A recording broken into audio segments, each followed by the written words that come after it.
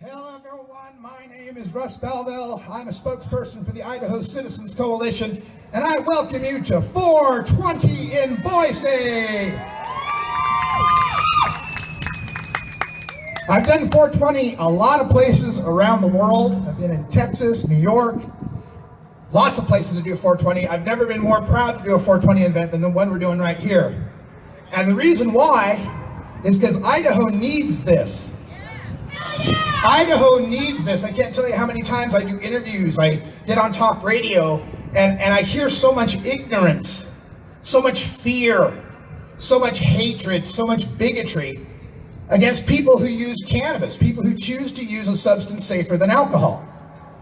And I'm not going to put up with it anymore, and I hope you aren't either. We're going to change these laws, and that's what we're here for today. Right down here, we've got our table for the Idaho Medical Marijuana Act. It's a petition that we're putting together to place medical marijuana on the November 2022 ballot. We need 64,946 signatures to do this. Yours could be one of them. We've got until April of 2022 to get this all taken care of. Now, the group that is behind the Medical Marijuana Act this year is called Kind Idaho. Some of their representatives are right down there, and if you'd like to get involved with them to learn how to become a petitioner, to get some petitions of your own, talk to the folks down there from Kind Idaho. And Jackie, my mom. Talk to my mom as well. I never thought my 73-year-old mom would become a medical marijuana activist.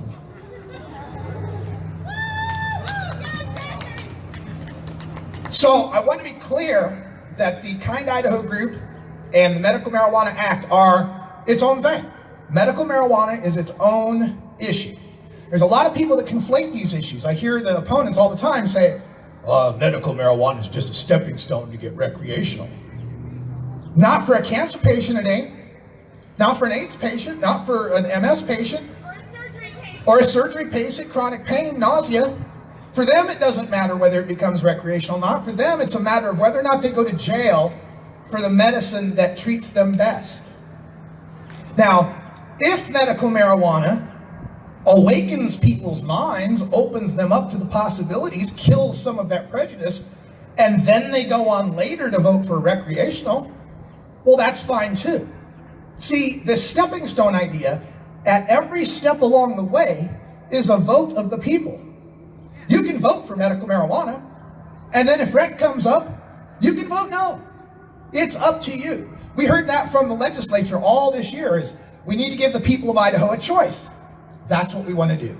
We want to put medical marijuana on the ballot and give people a choice. So let me tell you a little bit about Idaho Citizens Coalition, because our group is a bit different. We cover all the bases. We're about everything having to do with cannabis. We're about medical marijuana, obviously. Patients need this medicine, full stop. My dad is one of these patients. He's a neuropathy sufferer, has chronic pain from neuropathy. He's had diabetes. He's had a few cancers cut out of his face.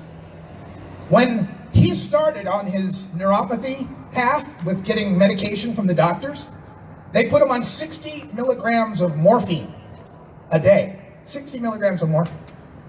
And it kind of worked, kind of, sort of. But it left his mind all fogged up, left his bowels all plugged up, started messing with his kidneys and other internal organs. Dad came and visited me when I was living in Portland, Oregon a few years back, and I said, Dad, try medical marijuana, please. Just try it. Give it a shot. You don't even have to smoke it. We got a tincture. You can just put it underneath your tongue. And he was pretty against it, because you got to understand, my dad's a recovering drug and alcohol addict. He got clean and sober in the 80s. He was even in the Statesman on the front page about his drug recovery. He became a drug and alcohol counselor. He helped people kick alcohol and hard drugs. So he was very anti-drug, like, no, I don't want to get high, I don't want to have a drug. I said, Dad, you're on 60 milligrams of morphine, you're already high. Like, I love this idea that somehow oxy doesn't get you high. Come on. I said, Dad, try it. So he tried it that night, put a tincture under his tongue. Next morning, gets up and says, I can't believe it, that's the first night of pain-free sleep I've had in 20 years. 20 years. Then he says, all right, so where do I get this stuff? How can I get more of this stuff? I said, well, Dad, you can't. You live in Idaho. That's a felony in Idaho. Well, we got to do something about that. All right, you want to be the chief petitioner for our Medical Marijuana Act? He said, sure. So the last time around when we did medical marijuana, my dad was the chief petitioner. And I can tell you the results. Since he's gone on that cannabis medicine, the 60 milligram morphine dose is now down to 10. 5 out of 6 pills he's able to throw away because of medical cannabis. His diabetes meds, doctor took him off them. He said, your A1C's been solid for 6 months since you started this cannabis thing. You don't need the diabetes meds anymore. Amazing. And of course, when he has to deal with the bouts of cutting cancers off, it's a pain reliever for that. So we are absolutely for medical marijuana in the Idaho Citizens Coalition, but we're for more. We're for industrial hemp. Now, you may have heard the legislature passed a hemp bill, and I'll tell you about that in a second. But it is the most ridiculous thing on the planet that hemp is illegal as a drug. Hemp is cannabis with less than 0.3% THC. You could smoke a bale of it and you wouldn't get high. And yet, because it looks like pot, they banned it. Something looks like a drug, so they had to ban it. I mean, that'd be like banning powdered sugar because it looks like cocaine, right? Why are you doing this? So we are for industrial hemp as well, and better industrial hemp. The type of industrial hemp that can have more than 0.3% THC. At the federal level right now, they're already talking about increasing the hemp limit to 1%, tripling, more than tripling the hemp level, THC level. And the reason for that? Too many farmers in these hemp states are planting hemp crops, and when they go to harvest them, they pop up at 0.4 or 0.5, and they have to burn the whole crop. They can't sell it, can't do anything with it because it's over that 0.3. So we are for hemp, and we are for improving hemp. That also includes hemp products. We are for full spectrum CBD. Now, you may not know this, but the CBD that's legal here in Idaho is synthetic CBD. You have to get CBD isolate. You have to get absolutely 0.0% THC, or else the thing you have is marijuana under state law. If you go to some of these gas stations that are selling full spectrum CBD oil that has less than 0.3% THC in it, you're buying marijuana under Idaho law. If you're caught with that and the cops care to prosecute for it, they can put you in jail for it, just like marijuana. So obviously that's not going to work, because part of the miracle of CBD is it works better with a little THC. Well, I've known a number of these epileptic kids, and you give them the CBD and it helps calm their seizures. If it's CBD alone, it helps a little, but if it's hemp CBD with a little bit of THC, it works so much better. So we're not going to stop until we have full spectrum CBD in this state as well. We also stand for decriminalization. Now, decriminalization just refers to ending criminal penalties for something, but not making it technically legal. You kind of make it more like a speeding ticket. And there's a lot of states that have decrim as well, where if they catch you with a little bit, they just give you a ticket and they take your weed. That would be a better policy than what Idaho has right now. At least the people making the drive back from Ontario wouldn't have to worry about having all their belongings strewn on the side of the freeway, sitting in cuffs, waiting for the dog to go around. So we stand for decriminalization as well. And finally, adult legalization. We stand for adult marijuana legalization because I believe any state that can allow me to drink a beer or smoke a cigar should have no problem with me smoking a joint in my own home. So we're going to continue to fight until no Idahoan, whether they're healthy or sick, is ever punished for their use of marijuana. But it's going to take steps. It's going to go step by step. And right now what we're focused on is the medical cannabis issue. So remember, you've got your people right over there, the yellow shirts. You can sign up with them. Now, some other factoids for you. There's going to be a few facts in this presentation. This most recent legislative session. Oh, and by the way, I got a ton of extra signs up there. If anyone wants to grab a sign, you can have it. This year at the Idaho legislature was a full frontal assault on marijuana. Oh, there it goes. That's what the clip is for, Russ. Let's try this again.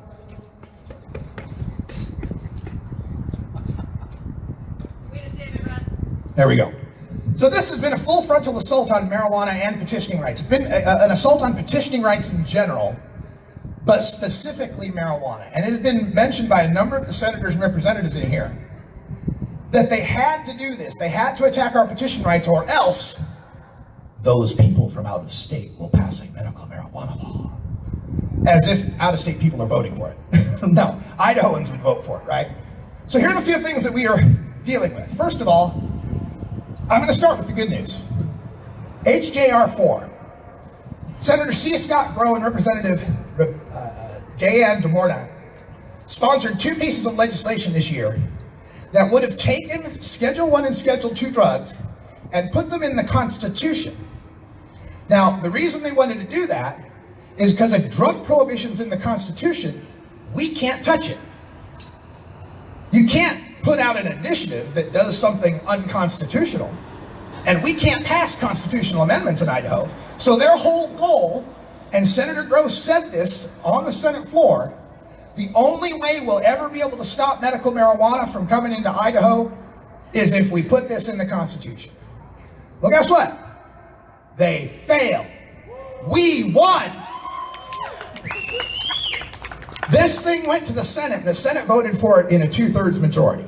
When it got to the House, a lot of House Republicans balked at this, not because they're pro-marijuana in any way, but they're pro-Constitution. Hey, imagine lawmakers who respect our Constitution. It blows your mind, doesn't it? So yes, they failed to get the 2/3 majority on HJR 4, which means we still have the right to petition for marijuana in the state of Idaho. This year, next year, and all the years following. So that's the good news. We got a win. We actually defeated prohibition. But then there's a couple other things we got to talk about. SB 1110. Now, SB 1110 just passed, and to our chagrin, the governor signed it into law. What this bill does is changes our constitutional petitioning rights in the state of Idaho. Currently, or the original law, was that you have to do 2 things. You got to collect 6% of the signatures statewide, and you got to collect 6% of signatures in at least 18 out of 35 districts. Under those laws, since 2013, since that's been in effect, 1 initiative has gotten on the ballot and passed, and that's the Medicaid expansion from 2018. So it's not as if initiatives weren't already hard, and they made them harder, specifically to try to stop us. Now, they may have been too late. The Idaho Medical Marijuana Act's been collecting signatures since February. In February, the law said 18 districts. So we believe we only need 18 districts. Yes! Now, I think they're probably going to try to say, oh, no, this is an emergency, you have to do 35, but I think that'll go to court, and I think they'll lose. So, it's going to be tough, but the more of you out there that are petitioning, and the more people volunteering and donating, the better chance we have to get this done. We've also got another bill that we're currently waiting on. I don't know, they may have passed it already while I've been talking. I don't know. Maybe Joe will look it up for me. SB 1150. It died yesterday. It died? It died on the floor. They sent it back for amendments. Thank you so much. Okay, so of all the bills that came out, this one was the most obviously anti-marijuana bill. What it said was, all signatures collected for petitions in the state of Idaho must be collected in the state of Idaho. Might stop and think about it. They're like, well, yeah, okay, so what? Now, the reason they did this, and they specifically said so in the legislature, was to stop us from collecting signatures at the Ontario pot shops where 1,500 Idahoans shop every day.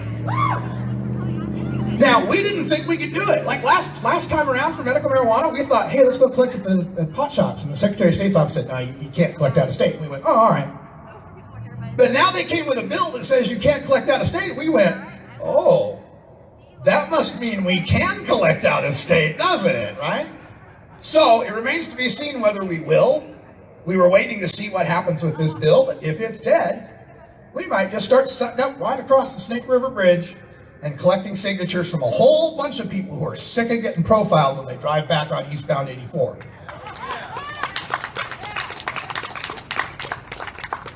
So, good news, bad news, good news, okay news. The last bill I want to talk about is HB 126, which is the hemp bill.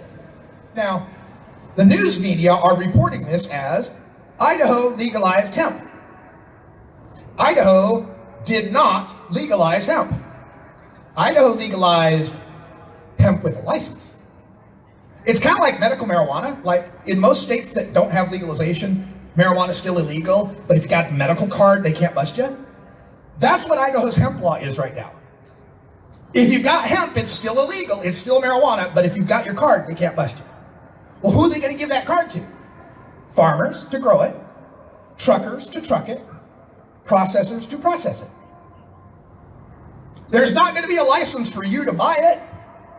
If you go get hemp, you will still be in possession of marijuana and you will still go to jail. Do not collect $200. In fact, in HB 126, it specifically says hemp is cannabis that's less than 0.3% THC, so long as it is possessed in accordance with the Farm Bill or the state hemp plan. And then later it says, evidence that the possession of any item that contains THC in it that is not industrial hemp or is not possessed with a license is marijuana. So the hemp bill specifically says, if you have hemp and you don't have a license, you're going to jail. So, I mean, we're kind of happy it passed because, yeah, it's the tiniest, teeniest baby step forward. At least there'll be hemp fields in Idaho. And at least then those farmers, when they harvest it and process it and realize, hey, we got no one to sell it here in this state. We got to export everything. Then maybe we'll get some change and we'll get some better hemp laws. But at least for now, we've got something. So that's a look at what's been happening at the legislature. And what I'd like to do now is take a little break from myself and maybe invite someone else up here, maybe from Kind, Idaho, to give a little talk. Do we have Joe, you want to say something? Yeah, I'll say something. We got Idaho Joe coming on up here. We were working on an anarchist constitution on Twitter. I think we got pretty far. Yeah, well, we got as far as we needed, you know. Leave me alone, I'll leave you alone. It's about all you need for a good anarchist constitution. But, wow, we got some carry with this, don't we? Way out there. Hey, everybody downtown, I know you can hear me. Come on down to the Capitol, sign the petition. Legalize medical marijuana in the state of Idaho. Okay, so Russ brought up one of the issues with Senate Bill 1150. Interesting thing about that, and the reason why it died on the House floor was because it was a reactive bill. Some people on the House floor took a look at it and said, well, what about our service members that are deployed?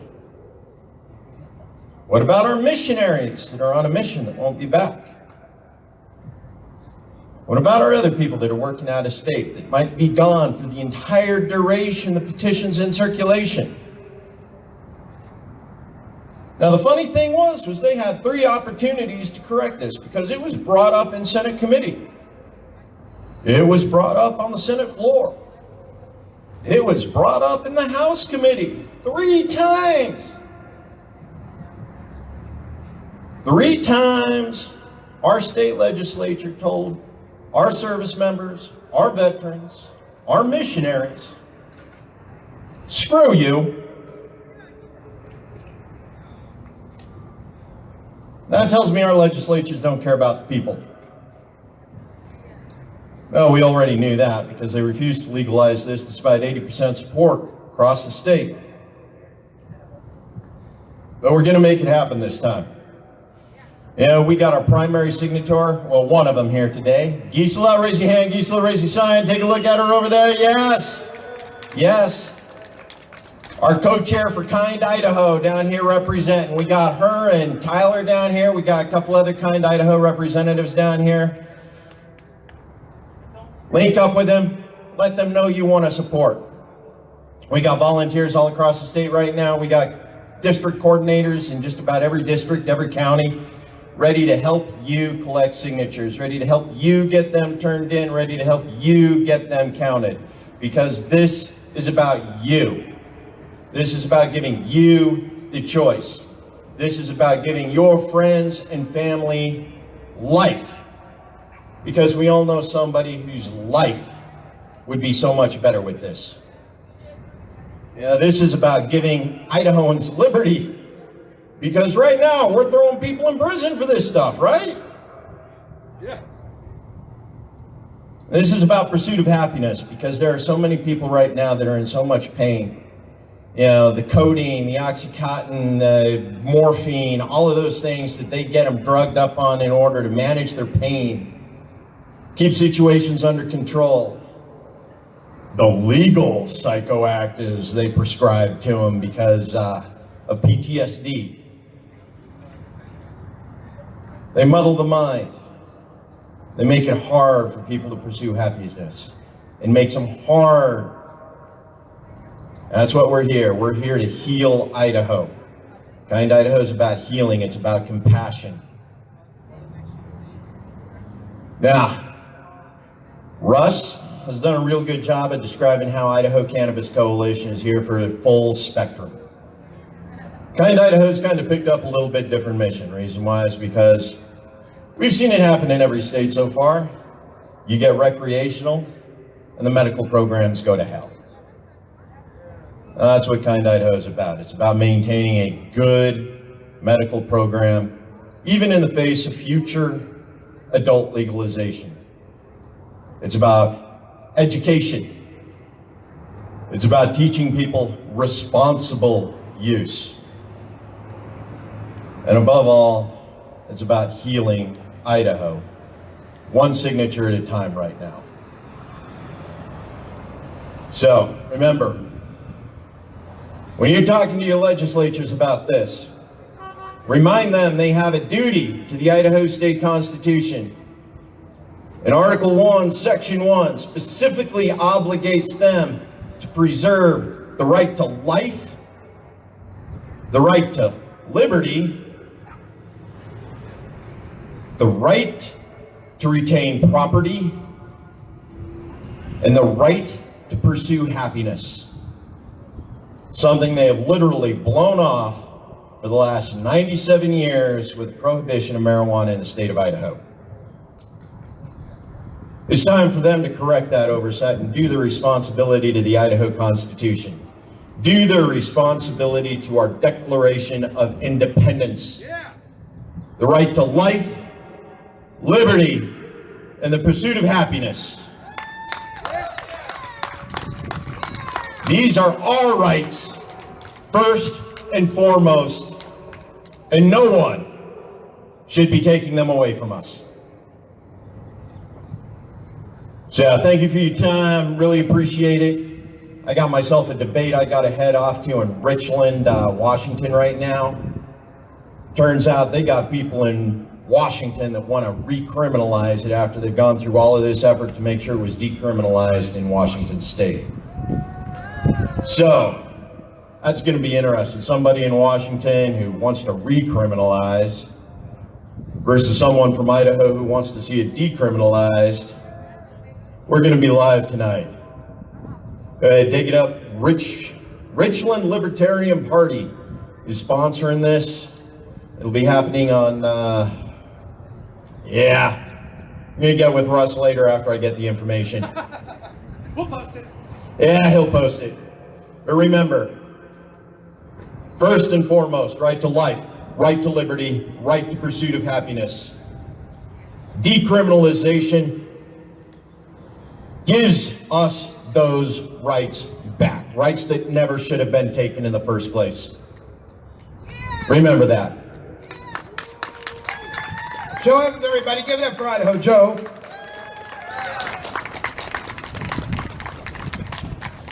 So we told you about the SB 1110, and if we move forward with any new petitions like decrim or legalization, we're going to be subject to this SB 1110 unless it gets overturned in the courts. There's a good chance that might happen.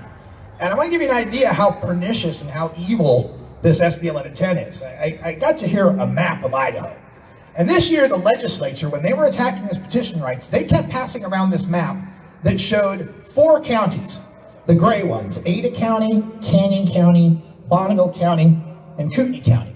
And the reason they did that is they were trying to say that under the current 18 district rule, you could collect from 18 districts in just those 4 counties. And it's true, you could, You could just sit in Boise and Nampa and Coeur d'Alene and Pocatello and collect 18 districts because they're cities and they got small districts. They got a lot of people all crammed in together. You could collect that way, but nobody ever has. I mean, when we did medical marijuana last time around, we collected from all 44 counties, all 35 districts. Medicaid expansion did the same thing. They collected it all. You know why? Is because people from the country come to the city every now and then. Like when we did Boise Farmers Market, we'd get 12, 13, 14 different counties, people coming from McCall, people coming from, council or whatever. So the rural voices are heard. They were just trying to scare the legislature by saying, oh no, the big city people, all those big city people are going to vote for the evil weed. So they came up with this SB 1110 saying, we just want everybody to have a voice. We just want everybody to be able to chime in on this. But what they did doesn't have that altruistic goal. What they did is really nefarious, and I'll explain how this works. First of all, this is District 8, this big blue splotch. It comprises Lemhi, Custer, Valley, Boise, and Gem County. 5 counties, 1 district, 15,729 square miles. That little tiny spot of blue there, you probably can't even see it. That one's District 8. It's about, District 8 is the 15,000 square mile. This one's District 16. It's about 9 square miles. Under SB 1110, we have to collect as many signatures from here as we collect from there. Now, obviously, collecting signatures there in Boise, I can get 6 or 7 of you. We can go walk the streets. We can go knock door to door. We can do it pretty cheaply. Out here, we're going to need ATVs. We're going to need 4-wheel drives. This is a hard place to collect signatures. So right off the bat, making it a 35 district requirement automatically makes your initiative far more expensive. Because now you have to go to all these different places. And the other part about this is, I think, now, I gotta preface this, I'm not a lawyer. I don't even play one on TV. But I think this is unconstitutional. I'll explain why. Originally, under Idaho petition law, you only had to get 6% of signatures statewide. That's it, just didn't matter where they live, just collect 6%. And then what happened is people started passing initiatives. Oh no, and they did things like establish term limits. And the legislature didn't like that. You can't term limit us out of a job. So that's when they started changing the rules. And the first time they changed the rule, they said, all right, y'all have to go collect signatures in 22 out of 44 counties. Now, what happened after that is somebody sued. And they said, you can't make that the law. That violates the 14th Amendment. See, under the 14th Amendment of the Constitution, we have this thing called equal protection under the law, which means your rights and your rights and your rights and your rights and your rights are all equal, right? We're all equal. And that extends to voting as well. Your vote is worth as much as your vote is worth as much as your vote is worth as much as my vote. You don't get double votes. I don't get triple votes. We all just get 1 vote. But if you're collecting signatures and you need 6% from County A that has 100,000 people in it, and County B that has 10,000 people in it, that means you need 6,000 signatures from County A and 600 from County B. And that means if I collect 1 signature in County A, I'm 1/6,000th of the way closer. But if I collect one in County B, I'm 1/600th of the way closer. County A's vote is worth 1/10 as much as County B's. And so it was declared unconstitutional. The Ninth Circuit Court of Appeals says, you can't have a County B person whose signature is worth 10 times as much as the person in County A. That's unconstitutional. And that was thrown out. And immediately afterward, the legislature, well, not immediate, it took a few years, but the next thing the legislature did is said, okay, if we can't do counties, we'll do legislative districts, because legislative districts, you see, all have the same population. So there's no problem with the one man, one vote issue. But I think there is, and here's why. This here is District 27 in green, and this here is District 14. It's actually C. Scott Gross District.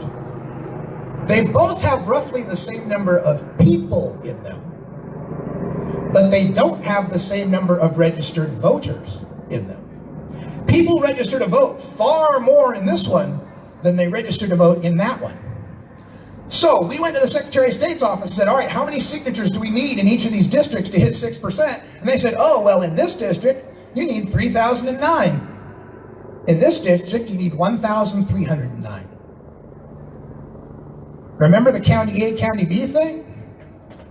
If I need 3,000 here and 1,300 here, doesn't that make these signatures worth more than those signatures? Now again, I'm not a lawyer. I don't know if this will hold up in court, but I'm sure excited to find out if it does. So that's what we're up against with SB 1110, people.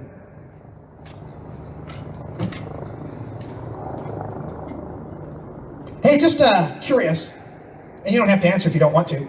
Anybody here ever been arrested for weed? Yeah, I've been arrested for weed. I was actually busted outside of Snowville, Utah, right over the Idaho border, on my way to the High Times Cannabis Cup in Denver on 4/20 in 2014. Got to have my stuff on the side of the road, handcuffed in the back of a cop car, sit in the holding cell, wait for someone to bail me out. It's not fun. All right, so let me cover this next one. This is, let's talk about drugs. Right? Let's talk about drugs. There we go. So I've been telling you about C. Scott Grow. This is C. Scott Grow. He's the senator from Eagle, who was the sponsor of the constitutional amendment to ban all drugs.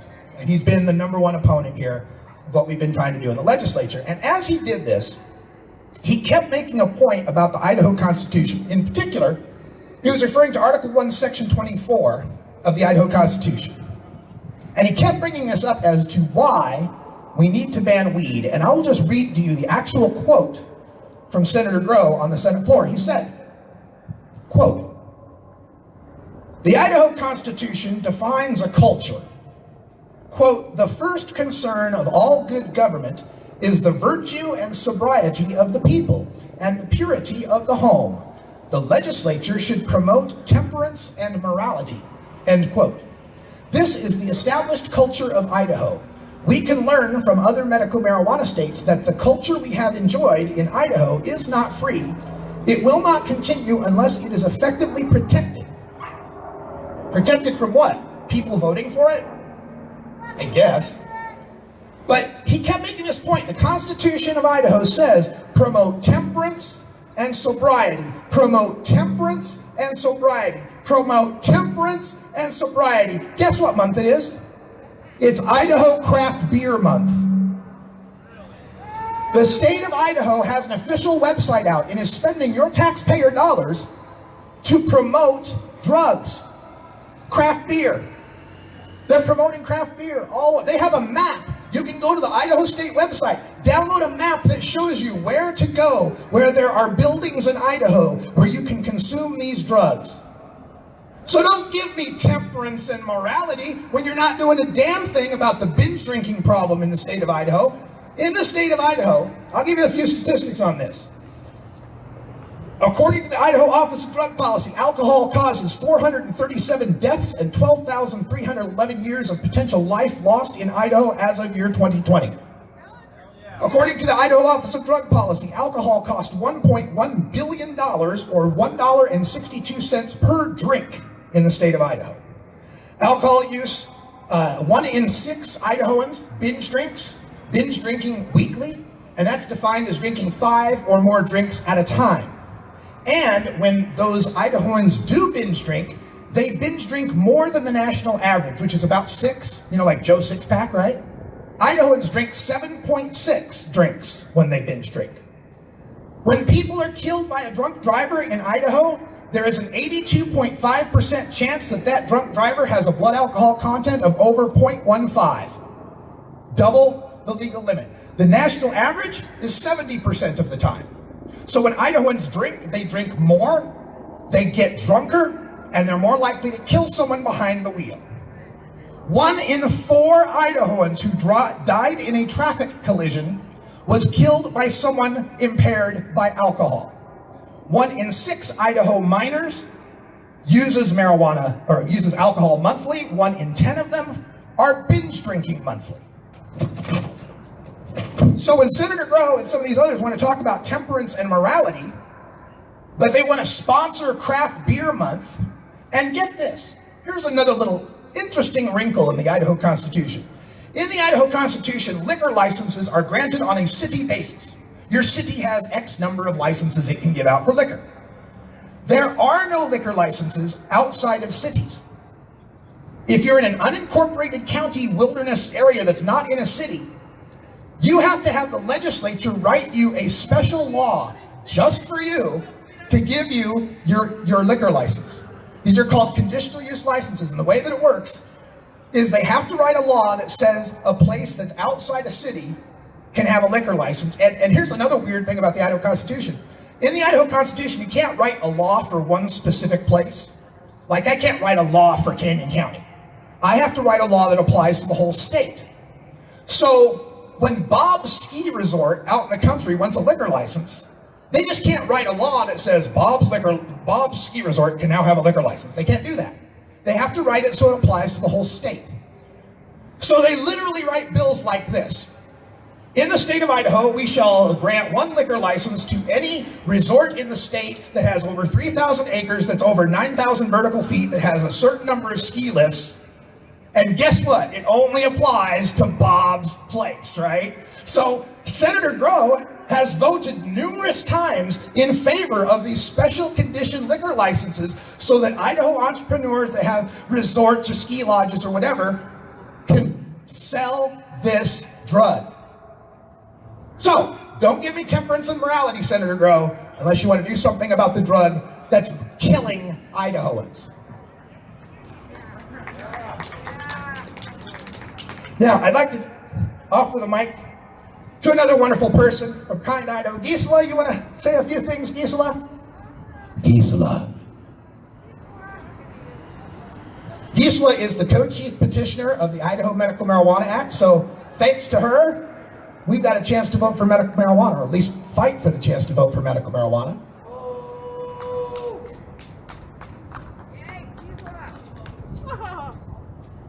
Wow, what a nice surprise. What a nice surprise. Fancy meeting you here. I hang out with all the best people. Me too. Give it up for Gisela, everyone. Thank you, you beautiful people. In other quarters, I have been known as Dangerous Grandma. And my motto is, help Grandma stop committing felonies.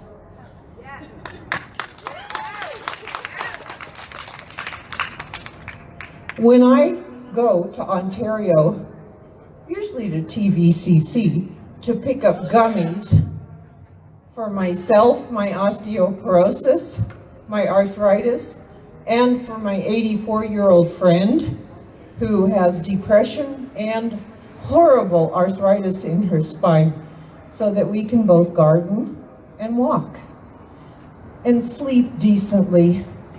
And these wonderful gentlemen and a few tiny bit of ladies in this house behind me believe that I'm a menace to society because I use medical marijuana in the state of Idaho. I have been working for this country since I was 16, working professional.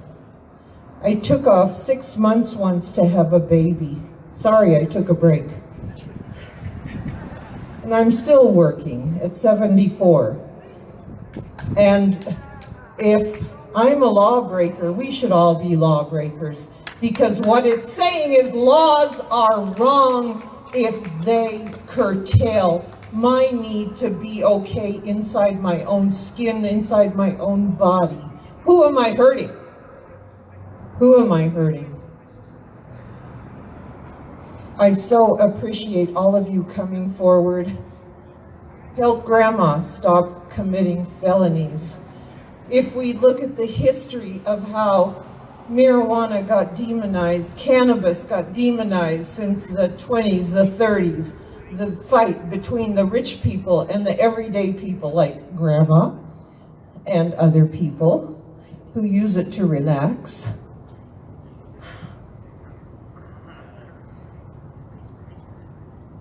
We have to stand peacefully, work peacefully, respectfully, and we will persevere. We will win. There is no backing down. How do you back down from freedom?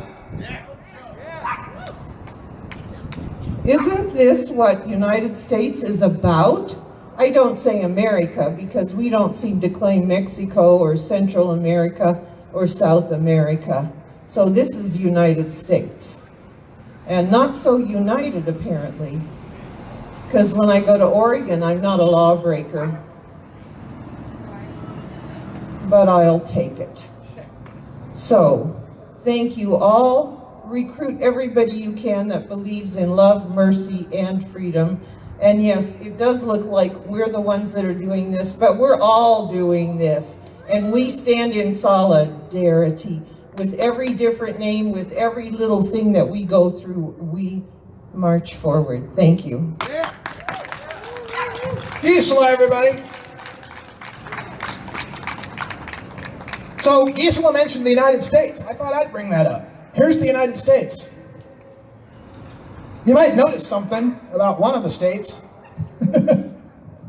But this is a celebration. This is 420, and I wanted to bring something to y'all from one of the places I learned marijuana activism. That's the Seattle Hemp Fest.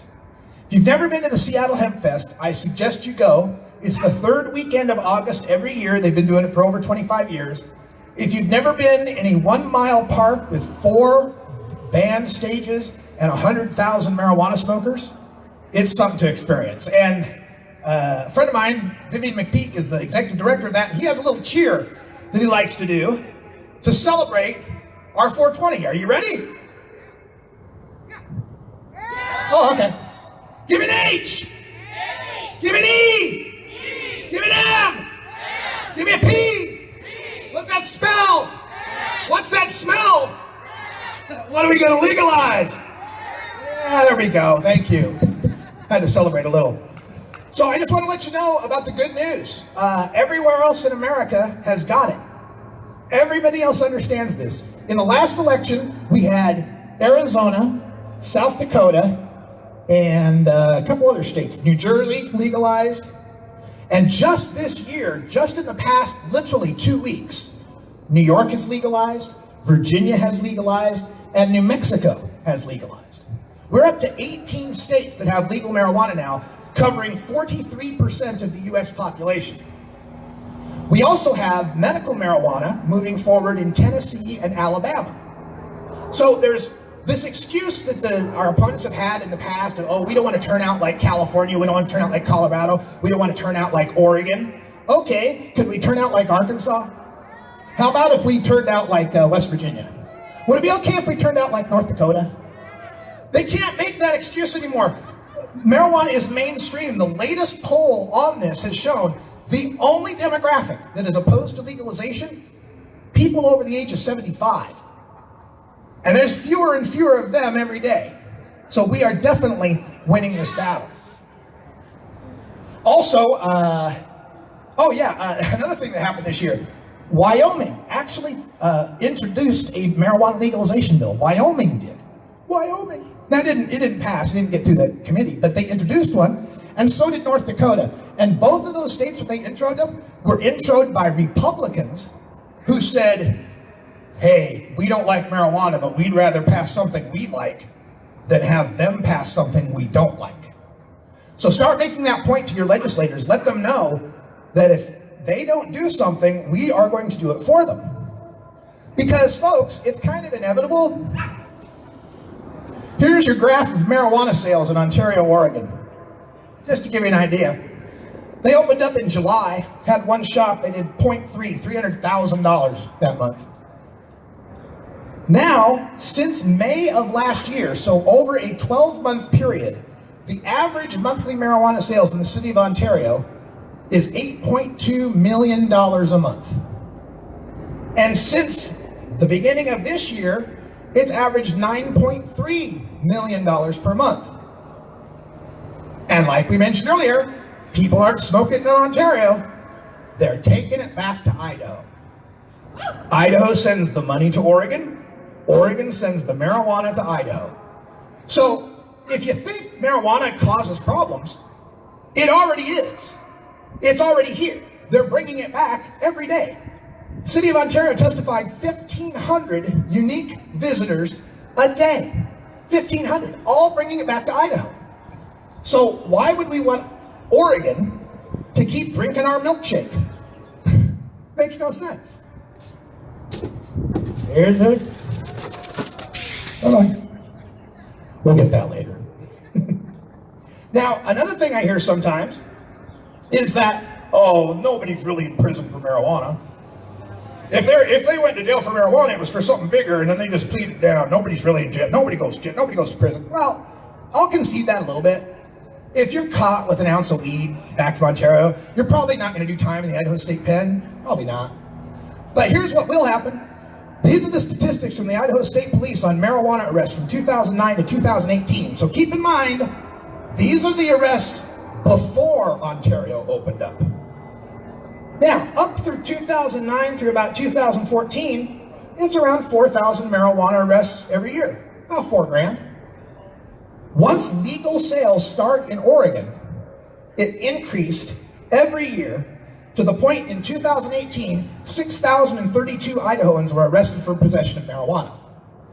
Of those, the 6 urban counties in green accounted for 2/3 of those arrests. And of those arrests, in Idaho, a police officer has the discretion to either give you a summons, which is, all right, here's a summons, you gotta go to court for this, but we're gonna let you go, or to immediately take you into custody and take you to jail. Statewide, the average rate was 45%. So average in Idaho, if you get caught with weed, 45% chance you're going to jail right now. But it's not the same county by county. In Ada County, if you're arrested, caught with weed, the chance you'll go to jail is 55%. In Kootenai County, up in Coeur d'Alene, you get caught with weed, the chance you go to jail is 38%. In Lincoln County, if you get caught with weed, you are going to jail. 100% jail rate in Lincoln County. So that meant out of these 632 people that were arrested in 2018, 2,999 of them went to jail that moment. Their stuff was left on the side of the road. They had to call someone to come get their car. They got cuffed. They got put in the back of the cop car. They got driven down to the processing. They got fingerprinted. They got their mugshot taken. Their picture was put on the sheriff's website as someone who's a drug criminal. They have to call and try to make bail. If they can't make bail, they stay in that cell. And since they're staying in that cell, they get a friendly little cavity search and a fun orange jumpsuit to wear. This really affects people's lives. And when they get arrested for that and they can't bail out, they can't get to work the next day, they lose their job. Or if they're going to Boise State University on a scholarship, they find out that you're a drug criminal, you lose your scholarship. Or you're in the middle of a custody battle with your ex-wife, her lawyer discovers that you got a drug possession charge. Oh, now you just lost visitation for your kids. Oh, you're sick and you need a liver transplant? Yeah, exactly. You're sick and you need a liver transplant? Tough luck, we found out you're on marijuana, so you're kicked off the liver transplant list.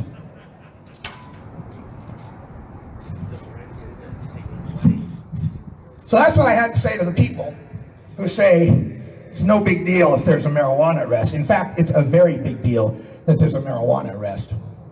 And the last thing I want to show you, I showed you the map, and Gisela mentioned United States. How we're just the United States because we don't claim the rest of America.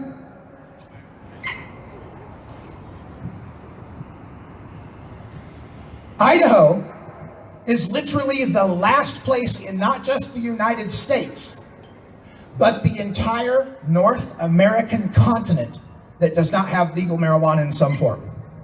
In Mexico, legal at age 18. Canada, most of Canada, legal at age 19, 18 in Alberta, 21 in Quebec. And then, of course, the rest of the United States, we got our legal states, our medical states, and our CBD states. So I don't know about you, but when you're doing something different than the rest of the continent, maybe you're wrong. Maybe.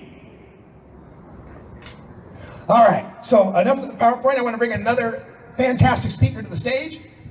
Someone who is a former nurse and one of the most dedicated medical cannabis activists I've ever known, and the love of my life. Let's have Lori Duckworth come up here.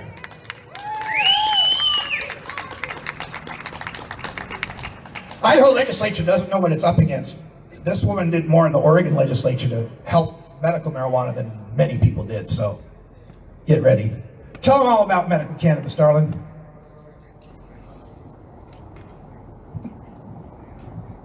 Hi, everybody.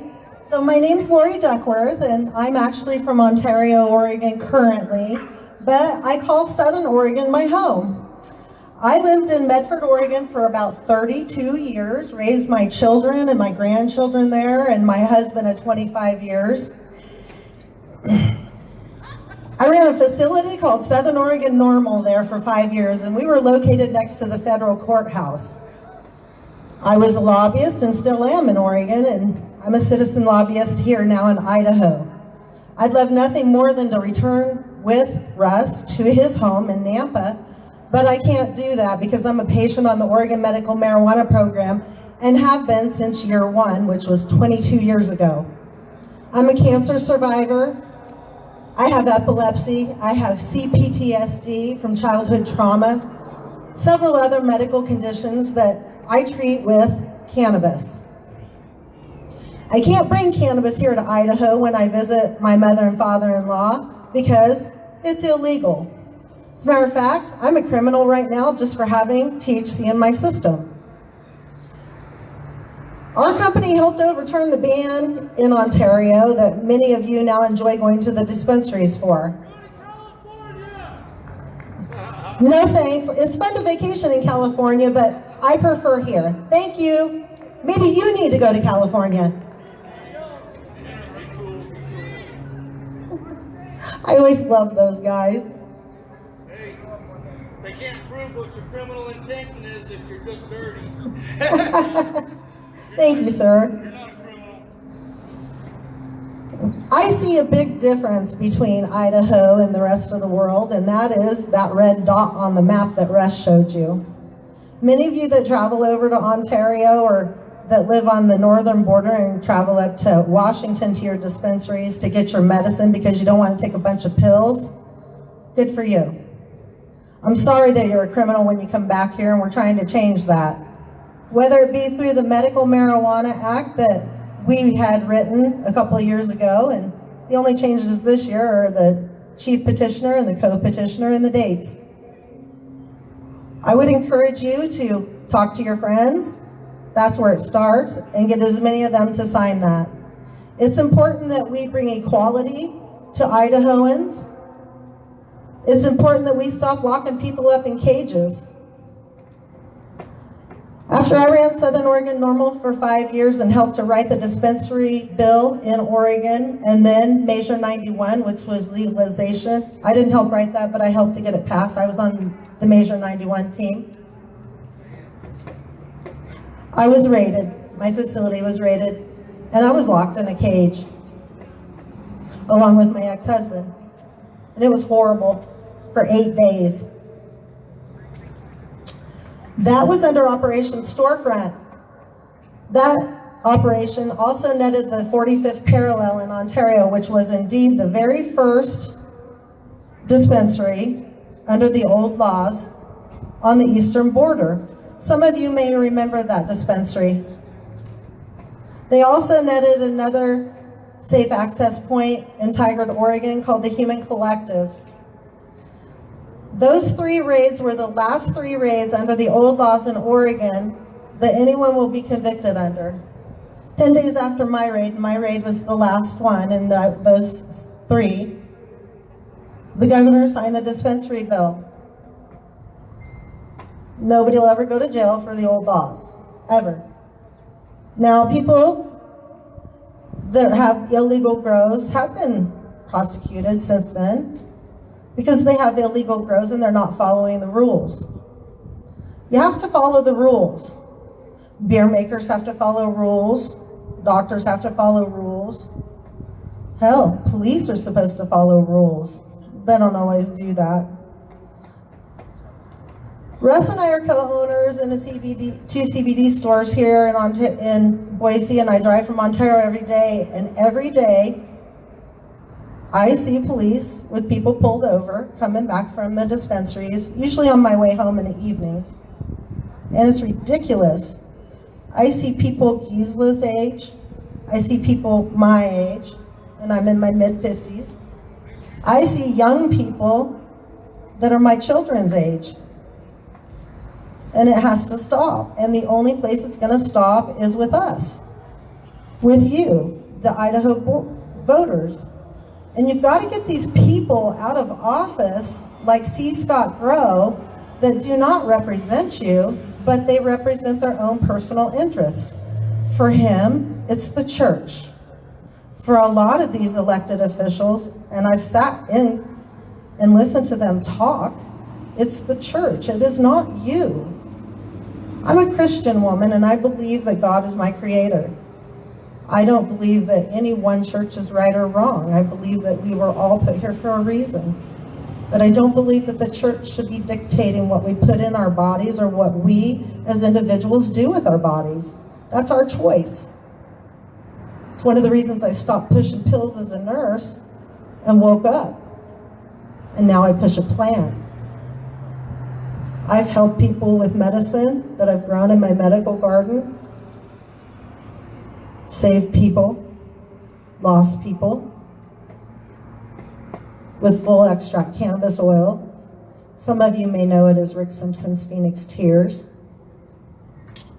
I can't tell you the joy in my heart when my brain tumor patient told me that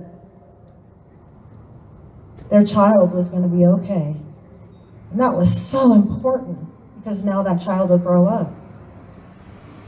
And I can't tell you the sorrow I felt a few weeks ago when I lost my liver cancer patient. It's a slippery slope, but you have to have empathy and compassion if you want this to work, and you have to talk to people about it. And you have to get really, really mad that you are being held back by these bigoted people in this building behind me. You have to get new people in their place that are like-minded, that truly represent you. And power is knowledge, and knowledge is power. Numbers matter. And if we come together like this, our numbers keep growing. We want to stop the arrests, and Russ has shown you the data, and data doesn't lie. They want to keep putting you in cages over a plant. That's such bullshit. So come together and talk to each other and talk to your representatives. Talk to us, talk to Kind Idaho, get involved, and let's make this happen. Sign the medical marijuana petition and take one with you and get 20 of your friends to sign it. Support the Pamela, when Russ talks to you about it. I heard you talking about it on the Kevin Miller show this morning. Support a group. Just get involved. Donate $4.20. It adds up after a while. And if you guys have any questions, I'm usually available Monday through Thursday at Boise Hemp World Location 1, and I love to educate people, whether it be CBD, THC, you name it. I pretty much know about it. Thanks, everybody, and thank you for coming out on this gorgeous day. Lori Duckworth, everyone. So like we mentioned, we're here supporting the Idaho Medical Marijuana Act. The petition is right down there if you came here recently and hadn't heard. Idaho Medical Marijuana Act would legalize the possession of 4 ounces of cannabis by qualifying patients, allow some of them with a hardship designation to grow 6 cannabis plants, and establish a system of dispensaries, processors, and growers. It'd pretty much be a standard medical marijuana law like what you see in Montana or Arkansas. So it's a pretty mellow thing. But I'd like to let you know that there's a ton of support for this. Like, it's never been in doubt that if we get medical marijuana on the ballot, it will win. What's been in doubt is getting it on the ballot. And that's why we need you here, and that's why we're collecting signatures. We did polling in 2019 on the Idaho Medical Marijuana Act, and this is how this broke down. The inner ring here represents, when we ask people, do you support medical marijuana? Just generally, just do you support medical marijuana? And in Idaho, 54% of the people said they strongly support medical marijuana, and another 15% said they kind of support it, and then there's another 5 that were, I'm leaning toward it. So overall, it worked out to 72% that supported it before we told them anything about it. We just said, do you support medical marijuana? 72% said, yeah, sure. Then the outer ring, that's after we told them what the Idaho Medical Marijuana Act does specifically. And as you can notice, support went up. More people support our Medical Marijuana Act than just the generic idea of medical marijuana, which gives us the impression that we've written a good law. We've written something that the people of Idaho would be supportive of. And part of the reasons why we need people to be supportive of this, and maybe some of you have people in your life who've been impacted by opioids in this state. Now, just to give you an idea of what the Idaho Citizens Coalition does, part of our job is lobbying the legislature, and this year I was asked to present some fact sheets to the Idaho legislature to inform them about marijuana issues, and this is one of them. I just blew it up for you. So every legislator in the state got a copy of this, which is medical marijuana and opioids. So first of all, 3 different studies showing that medical marijuana works for treating chronic pain from the National Academy of Sciences, from University of California, and from the American Medical Association. Cannabis works for treating chronic pain. And in Idaho, we only give people the option of opioids to treat chronic pain. Even for the people that are using opioids, marijuana improves the results of the opioids. Like my dad's case, where he's able to drop it from 60 milligrams to 10. He still needs opioids, he just doesn't need as much. Marijuana gives patients a substitution for opioids. We've seen in study after study, when medical marijuana laws go into effect, the opioid prescription rate drops. People substitute marijuana for opioids. In fact, American Medical Association found states with medical marijuana dispensaries saw 3.7 million fewer daily doses of prescription opioids, less opioid pills. Reduces opioid death. In medical marijuana states, overdose mortality rates 25% lower than states without medical marijuana. 23% reduction in opioid dependence. 15% fewer opioid treatment admissions. 64% reduction in prescription opioid use. So in Idaho, it should be known, we have an opioid prescription rate of 61.9 prescriptions per 100 people. 61.9. The US average is 50.7. The average in Oregon is, I think it's at 50.9. It's slightly higher than the national average, but real close. And Washington's is below the national average. So if you want to get Idaho off the opioids, give Idahoans a safer alternative to use instead of the opioids.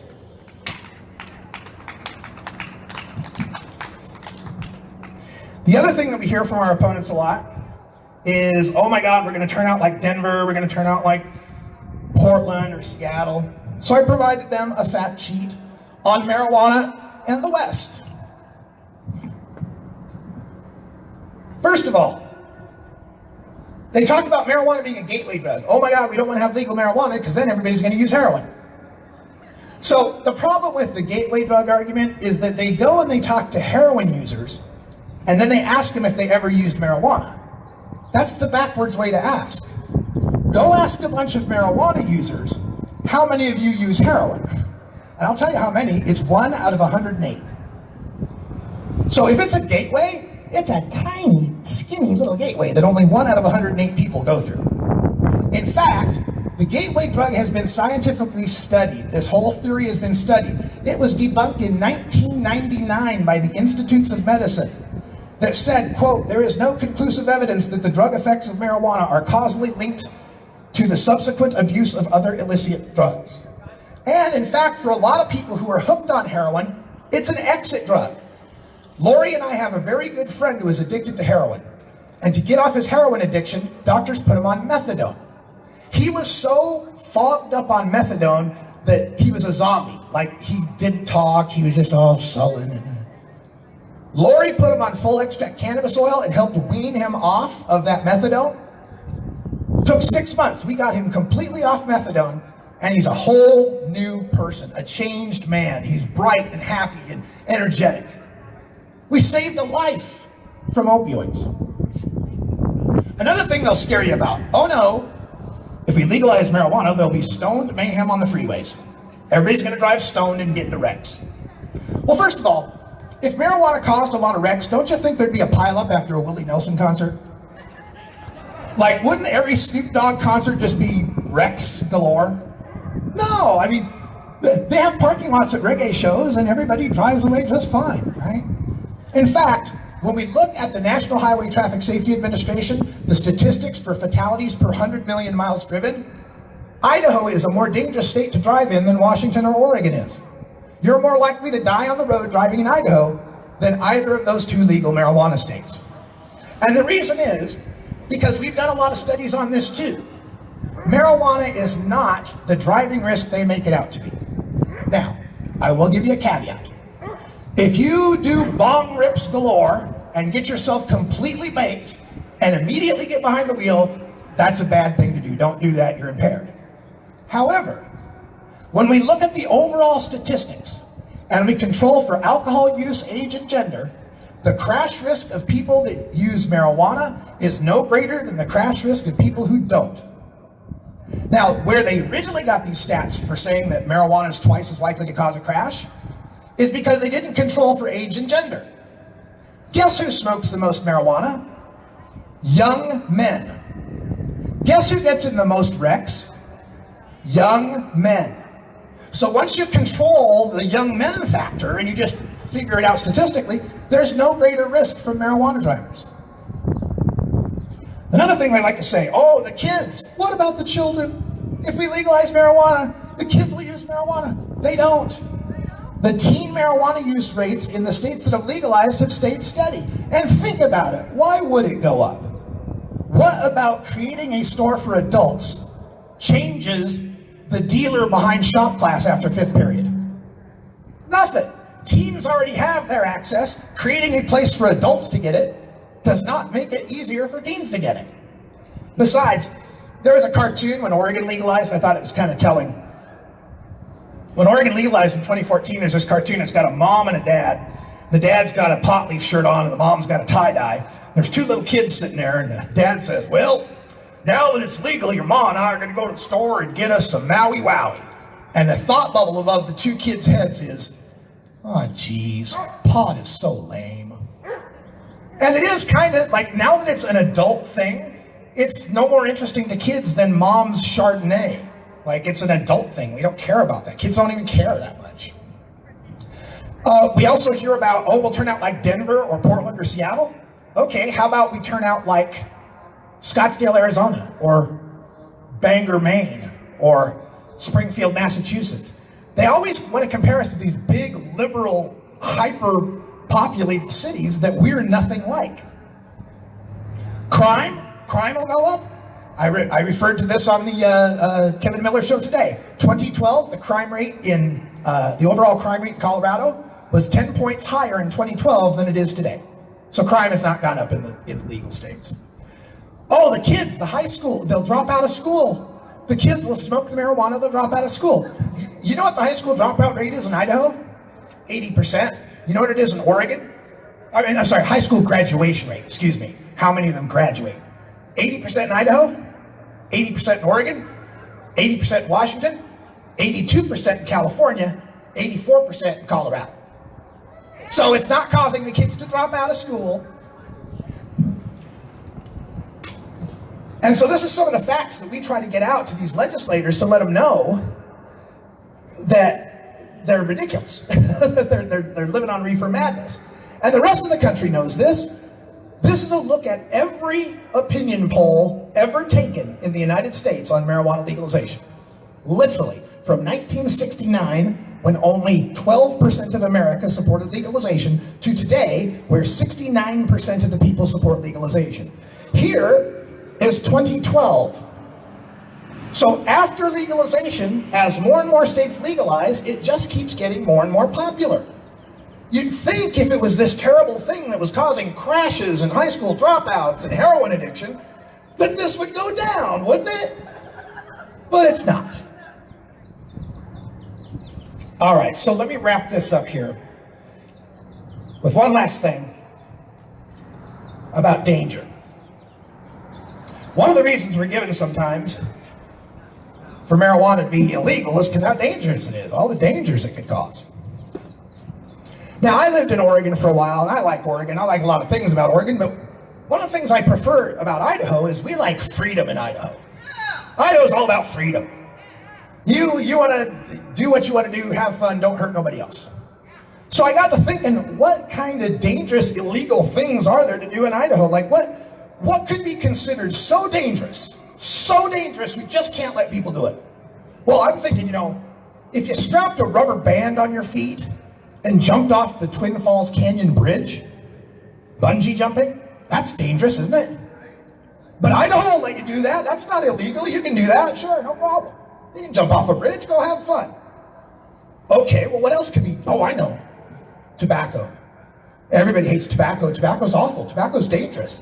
Tobacco's addictive and dangerous.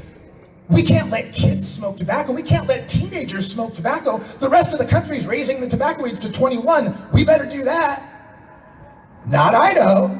Idaho's like 18 years old. You want to smoke tobacco? Fine, no problem. Go ahead, light it up. Okay. Well, what about indoors? Inside, secondhand smoke, secondhand tobacco smoke. That's dangerous. States all over the country, they're making it illegal to smoke in a bar because the secondhand smoke is so dangerous. Not Idaho. You want to smoke in a bar? Have at it. All right, well, I better think of something more dangerous. Let me think. Oh, I know. What if we let just anybody who's not a felon, just any old adult, could go to a store and buy a gun and carry it concealed on them in a church or a school or anywhere they want to go, they can carry a gun. They don't have to have a license. They don't have to have training. They don't have oversight. That's dangerous, isn't it? Well, not in Idaho. You can do that in Idaho. We believe in freedom in Idaho. We got freedom. You can concealed carry. Go right ahead. That's not dangerous. All right, well, I better think harder. How about, I know, driving 80 miles an hour. That's dangerous. 80 miles an hour, that's awfully fast. You wreck at 80 miles an hour, you're going to die. We better make that illegal. But not in Idaho. Hell, you want to drive 80 miles an hour on the freeway outside on Ontario? Have at it. No problem. Oh, I know. If you were driving 80 miles an hour on your motorcycle and you weren't wearing a helmet, oh my God, that's dangerous.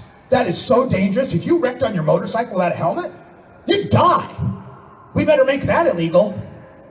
Not in Idaho. You want to break your brains all over the freeway? Go right ahead. Perfectly legal. We believe in freedom here. I know. Did you know in Idaho it's illegal to shoot off aerial fireworks? Aerial fireworks like the Roman candles and stuff like that. Those are illegal because they're dangerous, right? You could catch fire somewhere. It's terribly dangerous. But if you want to buy them, that's legal in Idaho. You can actually go to stores and buy illegal fireworks as long as you sign a note saying you promise you won't shoot them off in Idaho. Because why? We believe in freedom. All right, here's my last try. We've been seeing a lot of mass shootings lately. Guys going around with AR-15s, big old magazines shooting up a whole crowd of people. Gosh, that's dangerous. That's terribly dangerous. We got to make a law against that. Not in Idaho. Hell, in Idaho, you can have not only an AR-15, you can have a 100-round barrel magazine on an AR-15. And you can take it right into the state capitol. You can walk into the state capitol with a loaded battlefield rifle. Because why? We believe in freedom, right? But medical marijuana? That's too dangerous. That's too dangerous. The cancer patient who needs to take a tincture so they can get some appetite after chemo. No, you ought to just go bungee jumping instead. The epilepsy kid who has seizures, hundreds of seizures a day. We can't give him CBD oil because that's too dangerous in Idaho. But if he wants to smoke cigarettes at age 18, that's fine. Do you get where I'm coming from? How anybody can look at this list and think, these things are freedom, but that one's too dangerous, isn't a serious person in my mind. Are you taking questions? Not quite yet. Let me finish this up. So this leads me to my final bit. We've been talking all day about medical marijuana, and I want to emphasize that the Medical Marijuana Act is currently gathering signatures. They're right over there. We're petitioning. We're going to get this on the ballot. We're going to pass it. But guess what? Medical marijuana won't help me. I'm not sick. Well, I'm kind of sick, but not in that way. Why are you so sick? I'm radical, that's why. But so while the Medical Marijuana Act is being proposed right now, I have some breaking news for you. First people to hear it. By the end of this week, we will be dropping 2 more initiatives, one for marijuana decriminalization and one for marijuana legalization.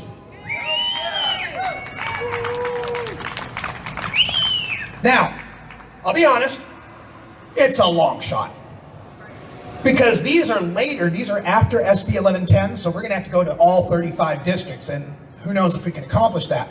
But we figure, let's put something in and have it ready to go, so that if SB 1110 goes to court and they throw it out, we'll have something ready to go to start collecting signatures for decrim and legalization.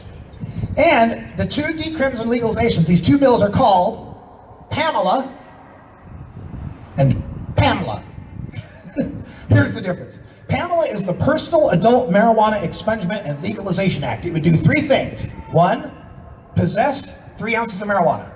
2, grow 4 plants. 3, clear your old criminal record if you had done those things in the past and got caught. That's what Pamela will do. What Pamela will not do is create any marijuana stores in Idaho. Now, before you boo me, there's a thought behind this. Under the Idaho law now, when you put in an initiative, they have a thing called a single subject rule, which says you may only address one subject. Like you can't have the legalize puppies and make kittens illegal act. You can either legalize puppies or you can make kittens illegal. You can't do both, right? It has to be separate acts, right? So we're not sure if we put stores and grows in, if that might be a separate subject than just having it legal for people to possess. And this has actually happened in Nebraska. They had a medical marijuana initiative on the ballot last time in Nebraska, and the Supreme Court of Nebraska took it off the ballot because it violated a single subject rule because it had possession and it had sales. Well done. So we're not going to put sales in, and there's another reason why. Our opponents keep saying, oh, this is big money out of state interest. Big money just wants to come in here. Big money wants to set up stores, and big money wants to make profit. Big money wants to make money. So we're not going to bring big money. We're just going to legalize what you're already doing. You're going to Ontario, you're coming back, and that'll be legal. Because we figure once it's legal, and they realize, hey, all our tax money keeps going out of state. Maybe we ought to set up some stores. We're going to make them come up with it. You guys come up with how the stores work. You guys come up with how the grows work. And if you don't, we'll just grow our own and sell it to each other. So that's the Pamela. But we have a Pamela, which is kind of Pamela light. All it would do is legalize 3 ounces. That's it, no grows, no expungement. And the reason we're doing that is because, again, that single subject rule, we don't know if expungement will be considered a second subject. So we want this one, but if they make this one invalid, we got a backup. So that's Pamela and Pamela. By the end of the week, we will start collecting signatures for this, and you will find us all over. We're having a global cannabis march on Saturday, May 1st, starting at Julie Davis Park. If you need some signs, I got sign materials right over there. You're welcome to make up a sign. We will have the Boise Hemp Fest in August. We'll be collecting signatures there as well.